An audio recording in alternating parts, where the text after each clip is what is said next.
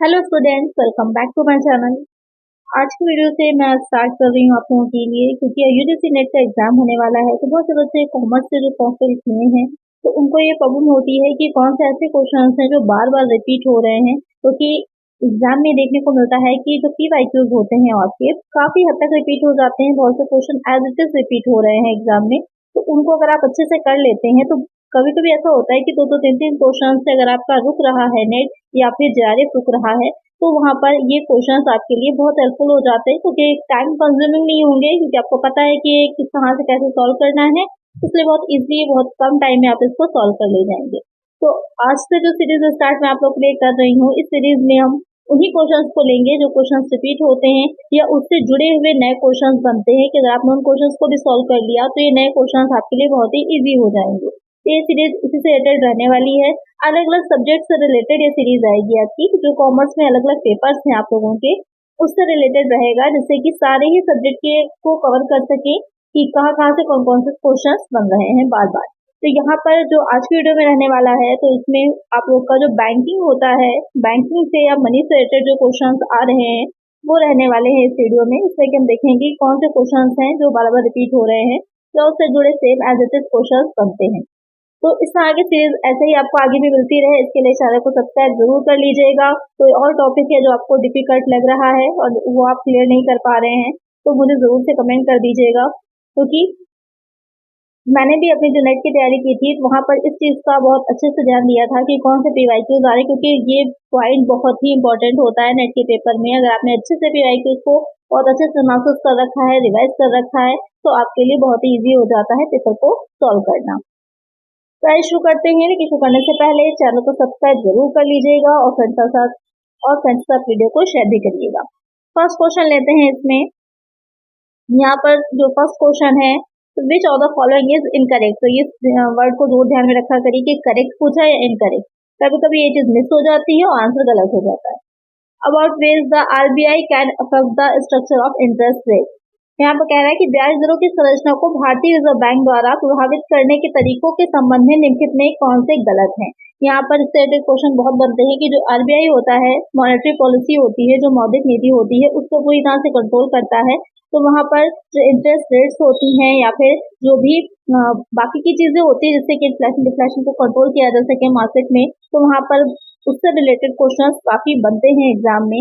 यहाँ पर जो क्वेश्चन आपसे कह रहा है कि जो भारतीय रिजर्व बैंक है, जो RBI है, कि वो अगर इंटरेस्ट रेट को या फिर उसके जो स्ट्रक्चर होता है उसको प्रभावित करना चाह रहा है, तो वहां पर कौन से ऐसे तरीके होते हैं, कौन से ऐसे ट्रिक्स होती हैं, वेज होते हैं जिनको यूज नहीं करेगा। यहाँ पर पूछ रहा है इनकरेक्ट मीन्स नहीं करेगा। तो आइए देखते हैं। Bye changing the treasury bill rate, जो ट्रेजरी बिल होते हैं उनके जो रेट होता है उसको चेंज करना। Blending of lending and trading activities by changing the bank rate. Fixing the maximum interest on time deposit with the bank. Ineffective tapping and mobilisation of saving. Choose the correct answer. यहाँ पर आपको code दे रखे हैं, उसमें से सही answer को बताना है कि कौन सा होगा। तो देखते हैं कि कौन सा इसमें आप लोगों का करेक्ट है जो इफेक्ट नहीं करता। तो यहाँ पर ये वाला पॉइंट सही कह रहा है कि कोषागार बिल दर में परिवर्तन करके वो कर सकते हैं। उसको अगर चेंज करेंगे तो वहां पर वो चीज इफेक्ट डालेगी, क्योंकि आपने पढ़ा होगा दो तरह से कंट्रोल की जाती है। एक हो जाता है आप लोगों का जो क्वालिटेटिव होता है और एक क्वालिटेटिव होता है। दो मेथड्स होते हैं। तो उसके बिल में जो रेट्स होते हैं उनमें चेंजेस करके किया जा सकता है। दूसरा पॉइंट जो कह रहा है कि उधारी देने और व्यापारिक गतिविधियों का सम्मेलन करके, तो यहाँ पर blending of lending and traditional activities, तो इससे रिलेटेड जो हुआ ये ट्रेडिंग एक्टिविटीज हैं उसको यूज करके वो इंटरेस्ट रेट में कोई भी उसके स्ट्रक्चर में चेंज नहीं ला सकता है। तो ये वाला पॉइंट एक हो गया जो आपका इनकरेक्ट है, जो कि जैसे क्वेश्चन में पूछा हुआ था। बैंक दर में, तो ये तो है ही मेथड उसका किसमें आता है, ये क्वांटिटेटिव में आता है। बैंकों में आवधिक जमा पर सर्वाधिक ब्याज दर नियत करके, तो यहाँ पर जो ब्याज दर की बात की जा रही है तो वो भी आपकी आएगी। बचत का अप्रभावी उपयोग और संग्रहण, यहाँ पर क्या है ineffective tapping and mobilisation of saving, तो ये वाला पॉइंट भी नहीं आएगा। तो कौन से दो पॉइंट है तो इनकरेक्ट यहाँ पर हो जाएंगे, बी वाला और ई वाला। तो यहाँ पर कोड जो दे रखे हैं इसमें से करेक्ट आंसर जो होगा हमारा ऑप्शन सी हो जाएगा, बी एंड ई ओनली। बाकी जो मेथड्स है वो यूज किए जाएंगे, RBI इनको यूज करेगा, लेकिन ये बी और ई वाला मेथड को यूज वो नहीं करेगा अगर इंटरेस्ट रेट को के स्ट्रक्चर को वो क्या करना चाह रहा है, कंट्रोल करना चाह रहा है वहां पर। तो करेक्ट आंसर यहाँ पर हो जाएगा हमारा ऑप्शन सी। तो इस तरह के क्वेश्चन बहुत आएंगे, बार बार पूछे जा रहे हैं। जिसमें आपसे ये भी पूछेगा कि कौन क्वालिटेटिव मेथड्स हैं, कौन क्वांटिटेटिव हैं। उससे रिलेटेड क्वेश्चन भी मैंने आगे लिए हुए हैं, अभी आप लोग को वो भी सॉल्व करने हैं, जिससे आपका अच्छे से ये वाला पॉइंट क्लियर हो जाएगा। चलिए नेक्स्ट क्वेश्चन पे चलते हैं। ये सेकंड क्वेश्चन है यहाँ पर, which combination of the following methods indicates quantitative methods of control of credit creation practiced by the Reserve Bank of India? निम्नलिखित में से कौन सा संयोजन भारतीय रिजर्व बैंक द्वारा व्यवहार में लाई गई साख सजन नियंत्रण की मात्रात्मक पद्धतियां इंगित करता है? Bank rate, open market operation, variable ratio या फिर क्रेडिट राशनिंग। तो यहाँ पर क्या क्वेश्चन आपसे पूछ रहा है, जैसे कि अभी मैंने कहा कि ये क्वेश्चन आते हैं, वही क्वेश्चन यहाँ पर देखिए बना है। क्या पूछा गया है यहाँ पर, रिजर्व बैंक ऑफ इंडिया जो आरबीआई होता है, वहाँ पर क्रेडिट को कंट्रोल करने के लिए वहाँ पर कौन से मेथड हैं जो क्वांटिटेटिव मेथड्स होते हैं उनका यूज करता है। तो क्वांटिटेटिव आपको बताने हैं, क्वांटिटेटिव में कौन से आ जाते हैं, तो यहाँ पर आपको कोड दे रखा है, पहले देख लीजिए कि कौन कौन से क्वांटिटेटिव है। तो क्वांटिटेटिव में कौन से आ जाते हैं, बैंक रेट हो जाएगा, जो बैंक रेट दे रखा है, बैंक दर ये भी आ जाएगा, ओपन मार्केट ऑपरेशन ये भी आते हैं, और जो रेशियोज होते हैं अलग अलग तरह के वो भी आते हैं। कौन कौन से रेशियोज हो जाते हैं, यहाँ पर एसएलआर हो जाता है, और कौन सा रेशियो हो जाता है, जो कैश रिजर्व रेशियो होता है, ये सारे रेशियोज आ जाते हैं इसमें। तो लेकिन ये जो क्रेडिट राशनिंग होती है, साख की राशनिंग होती है, ये नहीं आती, ये कि आपकी क्वालिटेटिव में आती है, गुणात्मक में आती है, या चयनात्मक में कह सकते हैं उसमें आती है। तो यहाँ पर यही वाला पॉइंट नहीं रहेगा। तो अगर बाकी तीन की जो कोड बन रहा होगा वही आपका आंसर हो जाएगा। किसमें आ रहा है, ऑप्शन ए में आ रहा है। एक आंसर है ऑप्शन ए। ये क्वेश्चन मोस्ट इंपॉर्टेंट क्वेश्चन में से एक है, जो बार बार रिपीट होता है। इस बार के पेपर में भी आपको देखने को ये जरूर से मिलेगा, तो अच्छे से इस वाले पॉइंट को क्लियर कर लीजिएगा। अगर यहाँ पर देखिएगा तो एक्सप्लेनेशन में भी देखिए दे रखा है दोनों टाइप के मैथड्स कौन कौन से होते हैं। तो क्वालिटेटिव वाले हैं, मात्रात्मक जिसे बोलेंगे तो बैंक रेट आ जाएगा, ओपन मार्केट ऑपरेशन है जो वेरिएबल वाले होते हैं, और डेट को कंट्रोल करना है, और रेपो रेट जो होती है। और क्वालिटेटिव में बात करें तो साख की राशनिंग हो जाएगा, उपभोक्ता क्रेडिट का विनियमन है, नैतिक है, या फिर मार्जिन के निर्धारण की आवश्यकताएं हैं। तो ये सारे मेथड हो जाते हैं क्वालिटेटिव के। चलिए नेक्स्ट क्वेश्चन पे चलते हैं। नेक्स्ट जो क्वेश्चन है थर्ड नंबर का, Which one of the following development financial institution in India has started the special refinance scheme for the resettlement and rehabilitation of voluntary retired workers of the National Textile Corporation of India? निम्नलिखित में से भारत में किस विकास वित्तीय संस्था ने भारतीय राष्ट्रीय वस्त्र निगम के स्वैच्छिक रूप से सेवानिवृत्त कर्मकारों के पुनर्वास और पुनर्स्थापना के लिए विशेष पुनः वित्त पोषण योजना शुरू करी थी? आईडीबीआई ने, सिडबी ने, आईसीआईसीआई ने, या फिर इनमें से कोई नहीं? तो यहाँ पर आपको इससे ये पूछ रहा है कि जो यहाँ पर राष्ट्रीय वस्त्र निगम था, यानी कि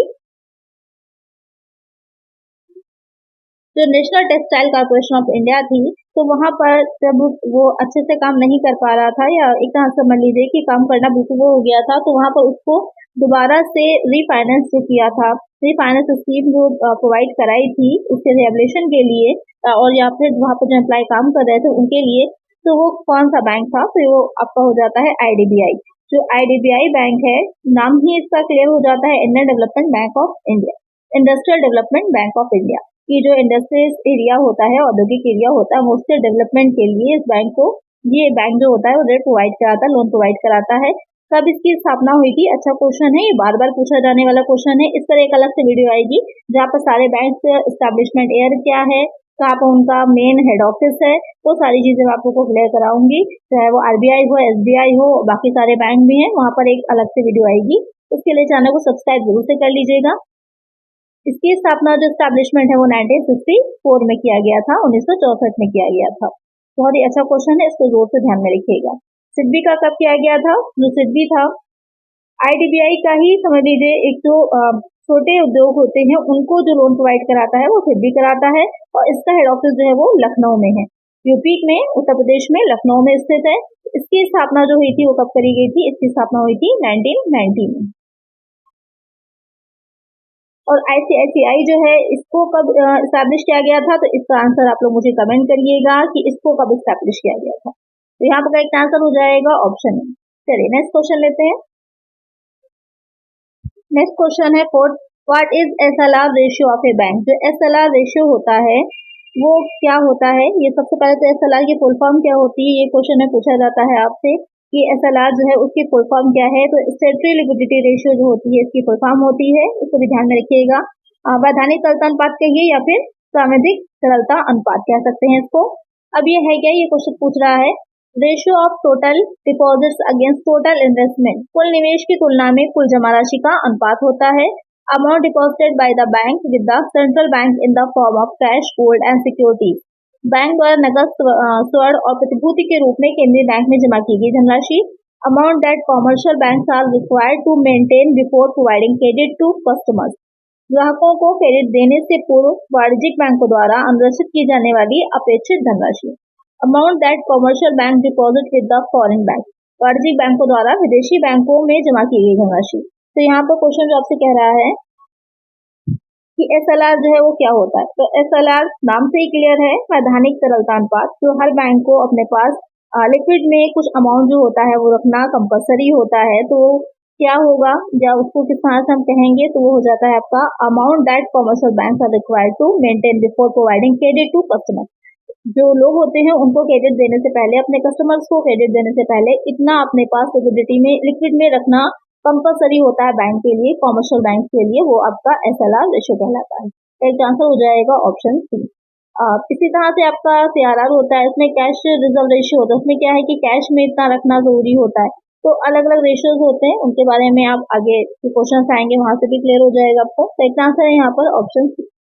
चलिए नेक्स्ट क्वेश्चन है, और इसी की ही जो क्वांटिटी होती है या इसी के जो रेट्स होते हैं, रेशियो होता है, उसमें चेंजेस करके ही जो मौद्रिक नीति होती है, मॉनेटरी पॉलिसी होती है, RBI उसको कंट्रोल करता है। बढ़ा देगा तो वहाँ पे क्या होगा कि जो बैंक्स होते हैं उनकी क्रेडिट देने की जो पावर होती है वो कम हो जाती है, और अगर घटा देता है बैंक RBI तो वहाँ पर इनके पास क्रेडिट देने के लिए अमाउंट ज्यादा हो जाता है। तो इस तरह से इन्फ्लेशन जो होता आएगा मार्केट में या इकोनॉमी में, या डिफ्लेशन हो जाएगा, उसको जो रिजर्व बैंक होता है वो कंट्रोल कर सकता है।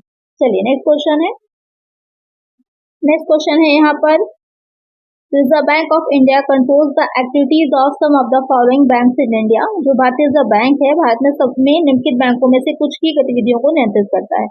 किसकी? कमर्शियल बैंक की, कोऑपरेटिव बैंक की, फॉरेन बैंक की, या फिर रूरल बैंक की। तो RBI जो है मेन हमारा सेंट्रल बैंक है। जो RBI है, रिजर्व बैंक ऑफ इंडिया है, ये हमारा मेन सेंट्रल बैंक है।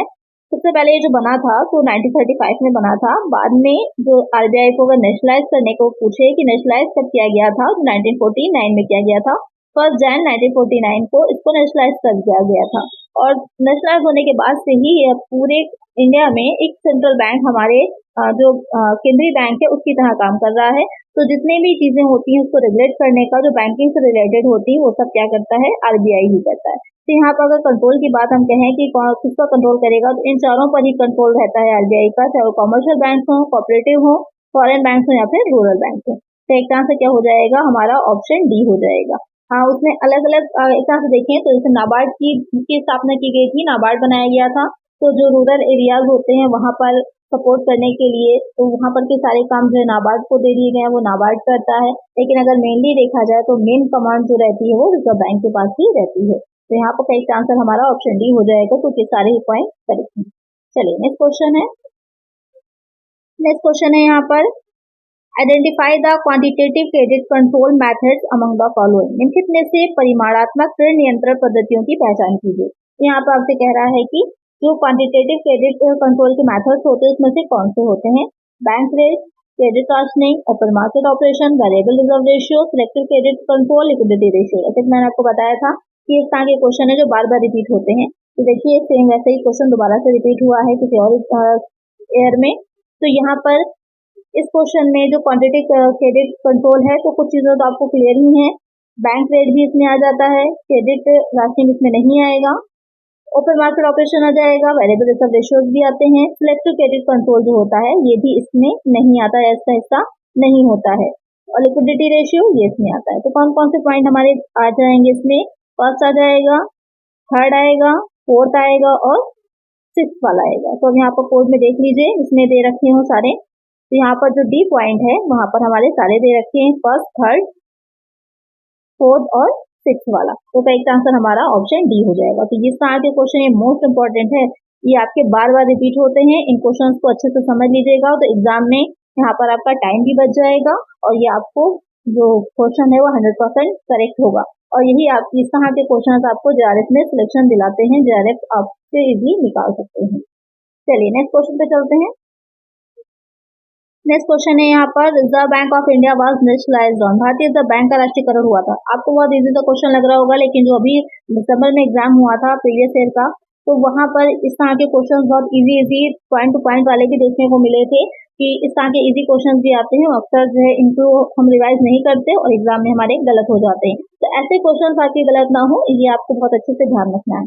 तो कब राष्ट्रीयकरण हुआ था? अभी इसका आंसर मैंने आप लोग को बताया ही था कि कब इसका राष्ट्रीयकरण हुआ था। 1 जनवरी 1949 को हुआ था, 1 जनवरी 1949 में हुआ था। करेक्ट आंसर क्या हो जाएगा हमारा? ऑप्शन बी हो जाएगा। कब अगर पूछे एस्टैब्लिशमेंट तो 1935 है, और अगर राष्ट्रीयकरण पूछे तो आपका 1949 है। करेक्ट आंसर है ऑप्शन बी। चलिए नेक्स्ट क्वेश्चन है, when a banking company is placed under moratorium under section 45 of the banking regulation act 1949, the RBI must prepare a scheme of. जब एक बैंकिंग कंपनी को बैंक विनियमन अधिनियम 1949 की धारा 45 के अंतर्गत ऋण स्थगन के अंतर्गत रखा जाता है, तो भारतीय रिजर्व बैंक को अनिवार्य रूप से योजना तैयार करनी चाहिए। कौन सी योजना जो होता है वो बैंक आरबीआई जो होगा वो प्रिपेयर करता है। BRS for staff, capital buyback, या फिर रिकंस्ट्रक्शन ऑफ द कंपनी और amalgamation with any other bank, company का पुनर्निर्माण या अन्य किसी बैंक के साथ एकीकरण, IPO of the bank, bank का आईपीओ। तो यहाँ पर जो क्वेश्चन कह रहा है कि जो आपका बैंकिंग अधिनियम है, एक तो आरबीआई का एक्ट है 1934, एक आपका बैंकिंग निर्णय अधिनियम है 1949, ये दोनों को ध्यान में रखिएगा, दोनों ही इंपॉर्टेंट है आपके।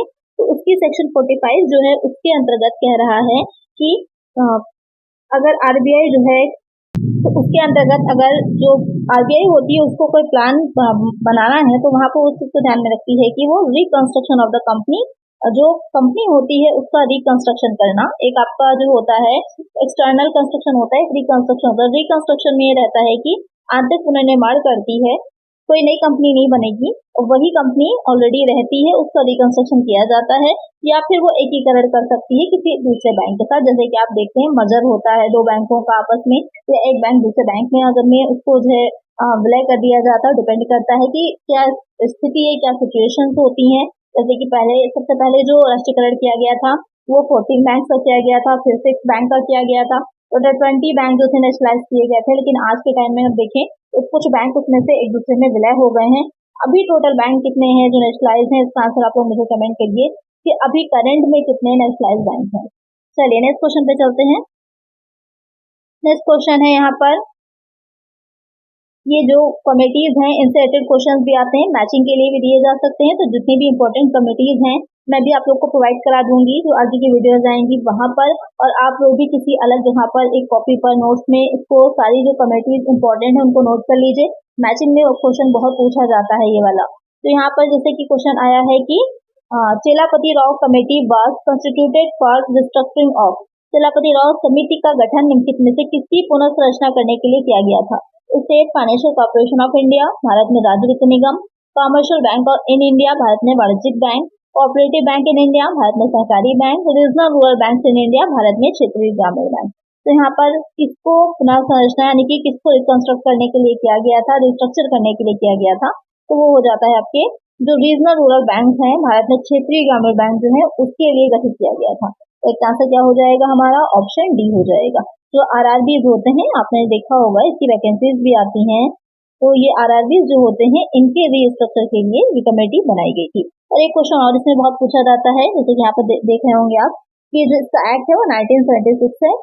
इसमें ये पूछा जाता है कि जो अलग अलग जो सेंट्रल गवर्नमेंट है या फिर जो आपकी स्टेट गवर्नमेंट होती है तो वहां पर उनका कितना शेयर होता है, कितना हिस्सा होता है, ये क्वेश्चन जरूर ध्यान में रखिएगा। तो इसमें 50 जो रेशियो होता है वो 50 का, 35 का और यहाँ पर 15% का रेशियो रहता है। तो 50% होगा ये आपकी सेंट्रल गवर्नमेंट रहती है, 35% जो भी प्राइवेट बैंक होता है वो रहेगा, और जो 15% होता है वो जो स्टेट गवर्नमेंट होती है वो रहती है। तो ये रेशियो जरूर से ध्यान में रखिएगा, एग्जाम में से डायरेक्ट क्वेश्चन बनता है आपका, तो इसको जरूर से याद रखिएगा। तो इसी तरह के क्वेश्चन बार बार रिपीट होते हैं एग्जाम में, इसको आपको अच्छे से देखना है। और जो प्रीवियस ईयर होते हैं उनको लगाने का तरीका ही यही होता है कि आप उसमें से उन पॉइंट्स को नोट कर लीजिए जो कि आप देख रहे हैं कि एग्जाम में इंपॉर्टेंट हो, पूछे जा सकते हैं, और उनसे ही आपका नेक्स्ट पेपर भी बनता है, ये बात भी जान लीजिए। क्योंकि मेरा भी नेट क्वालिफाई हो, मैंने ये चीज काफी एनालिसिस करी हुई है कि पेपर जो बनता है आपका काफी हद तक प्रीवियस से ही निकल करके आता है। तो यहाँ पर ये इंपॉर्टेंट क्वेश्चंस जो थे वो बैंक से रिलेटेड थे, जो बैंक के कंट्रोल होता है, जिससे कि बैंक जो होगा वो कंट्रोल रखता है, मॉनेटरी पॉलिसी बनाता है और मार्केट पर कंट्रोल रखता है, उससे रिलेटेड। नेक्स्ट वीडियो जो रहेगी तो बैंकों की जो एस्टैब्लिशमेंट है, कब किस डेट में कौन सा बैंक एस्टैब्लिश हुआ था, एक सीक्वेंस में रखने के लिए क्वेश्चन उसमें पूछा जाता है, आपस में मैचिंग करने के लिए, तो उससे रिलेटेड रहेगी। तो वीडियो को जरूर देखिएगा, लेकिन इसके लिए आपको चैनल को सब्सक्राइब करना होगा, तो चैनल को सब्सक्राइब जरूर कर लीजिएगा। ये वीडियो अच्छी लगी है, हेल्पफुल रही है, तो वीडियो को लाइक करिएगा। चलिए मिलते हैं नेक्स्ट वीडियो में। Thank you.